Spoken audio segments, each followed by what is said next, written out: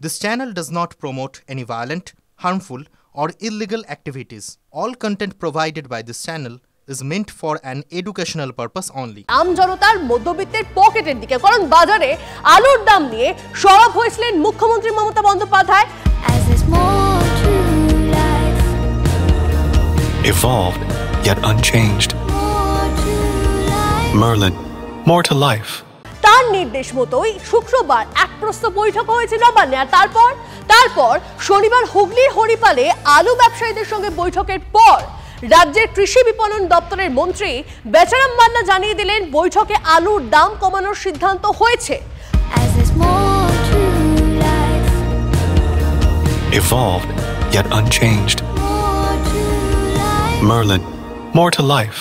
কলকাতা এবং সংলগ্ন এলাকার খুচরো বাজারে বিক্রির জন্য হিমঘর থেকে 26 টাকা কেজি দরে জ্যোতি আলু সরবরাহ করবেন ব্যবসায়ীরা। তবে আলুর দাম কমলো কি বাজার থেকে, বরং আপডেটটা নেওয়া যাক। এই মুহূর্তে সনদ আমাদের প্রতিনিধি আমাদের সঙ্গে রয়েছেন সরাসরি। সনদ, আজ রবিবার মুখ্যমন্ত্রী নির্দেশ দিয়েছিলেন, তারপর এই মুহূর্তে বাজার দর কি বলছে? আলুর দামে কোনো হেরফের হলো কি?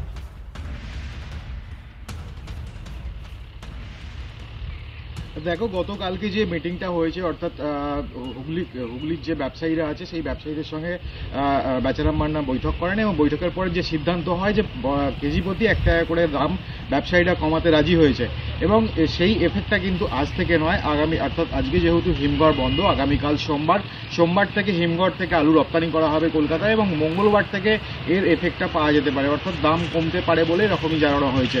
কিন্তু এখন প্রশ্ন হচ্ছে যে এই যে মূলত কলকাতায় যে আলুটা বিক্রি হয় সেটা মূলত এই হুগলি জেলা থেকেই আলুটা যায় এবং হুগলি জেলার যে আলুটা কলকাতায় গিয়ে বিক্রি হচ্ছে, অর্থাৎ ব্যবসায়ীরা যে দামে এখান থেকে পাইকারি রেটে বিক্রি করছে সেটা আগে বিগত দিনে দেখা গেছে 26 থেকে 27 বা 28 টাকা কেজি প্রতি এখান থেকে আলু রপ্তানি করা হয়েছে, কিন্তু কলকাতায় গিয়ে 35-40 টাকা খুচরো মার্কেটে বিক্রি হয়েছে। এবার যেটা বৈঠকে যে সিদ্ধান্ত হয়েছে, ব্যবসায়ীরা 26 টাকা দরে এখান থেকে আলু তারা বিক্রি করবে এবং সেই আলু কলকাতায় গিয়ে, কলকাতার মার্কেটে গিয়ে কত বিক্রি হবে সেই দায় কিন্তু ব্যবসায়ীরা নিতে চাইছেন না, কারণ তাদের যেটা বক্তব্য যে তারা এখান থেকে তারা পাঠানোর পর কলকাতার খুচরো মার্কেটে গিয়ে কিন্তু দাম বেড়ে যাওয়ার দীর্ঘ সময় তারপরে গিয়ে টাস্কফোর্সে এতদিনে ঘুম ভাঙলো।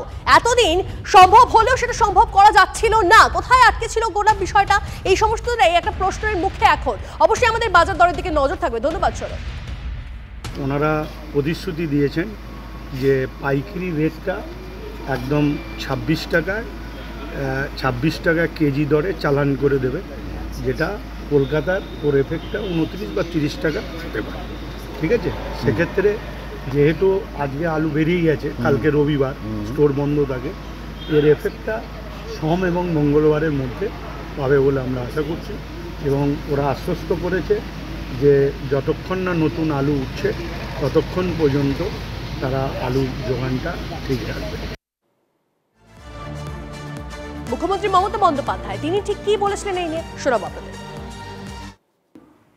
সব আলুটা বেরিয়ে গেছে, মাথায় রেখো। আজকে আলুর দাম বাড়ছে।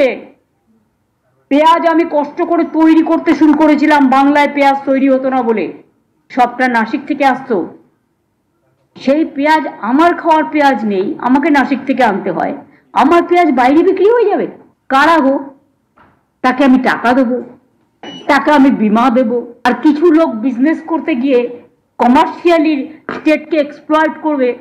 এটা যারা চাষি তারা করে না, এটা কিছু মিডল ম্যান আছে তারা করে। সেই দালালির টাকা তারা ভাগ দেয় একে একে তাকে। এটা যাতে না হয়, each and everybody is to take care. তুমি এসটিএফ কে স্ট্রং করো, অ্যান্টি করাপশন ব্যুরোকে স্ট্রং করো।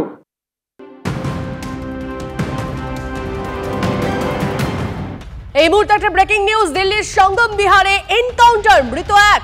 সঙ্গম বিহারে পুলিশ এবং দুষ্কৃতীর মধ্যে গুলির লড়াইয়ে নিহত এক দুষ্কৃতী এবং ওই দুষ্কৃতী পুলিশ কর্মী হত্যার সঙ্গে যুক্ত বলে অভিযোগ।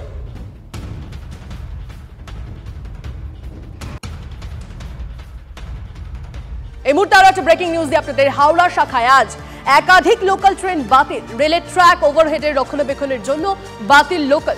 বেশ কয়েকটি ট্রেনের সময়সূচিও পরিবর্তন রেলের। আজ হাওড়া বর্ধমান কর্ড লাইন, হাওড়া ব্যান্ডেল, বর্ধমান হাওড়া, আরামবাগ, তারকেশ্বর লাইনে বেশ কিছু লোকাল ট্রেন বাতিল থাকছে। এবং এছাড়াও কাটোয়া আহমেদপুর লাইনে বেশ কিছু ট্রেনের সময়সূচিও পরিবর্তন করা হচ্ছে বলে খবর। আর একবার আপনাদেরকে জানিয়ে রাখি, আজ হাওড়া শাখায় একাধিক লোকাল ট্রেন বাতিল। রেলের ট্র্যাক ওভারহেডের রক্ষণাবেক্ষণের জন্য বাতিল লোকাল এবং বেশ কয়েকটি ট্রেনের সময়সূচিও পরিবর্তন করা হয়েছে রেলের তরফ থেকে। আপনাদেরকে আরও একবার জানিয়ে রাখি, আজ হাওড়া বর্ধমান কর্ড লাইন, হাওড়া ব্যান্ডেল, বর্ধমান হাওড়া, আরামবাগ তারকেশ্বর লাইনে বেশ কিছু লোকাল ট্রেন বাতিল থাকছে।